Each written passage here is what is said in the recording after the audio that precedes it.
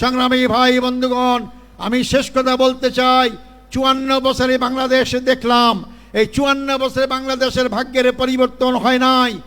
জনগণের নেতার পরিবর্তন হয়েছে, তাদের অনেক বাড়িগাড়ি হয়েছে, জনতার পরিবর্তন হয় নাই। জামাত ইসলামী তার প্রতিষ্ঠা লগ্ন থেকেই বিশ্বাস করে মানুষের তৈরি আইন দিয়ে মানুষের ভাগ্যের পরিবর্তন হয় না।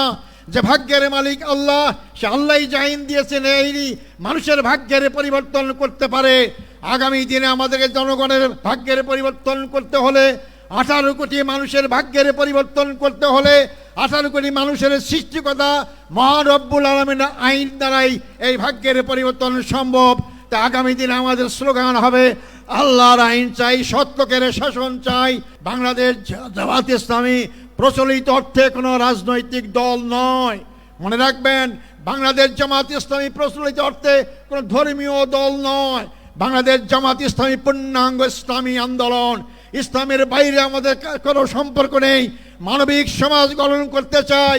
মানব রচিত আইন দিয়ে মানবিক সমাজ গঠন হবে না। মানুষ মানুষের পক্ষে বিপক্ষে আইন তৈরি করতে পারে। আল্লাহর আইন সবার পক্ষে, জনগণের পক্ষে, তার সৃষ্টিকর্তা মানুষের পক্ষে।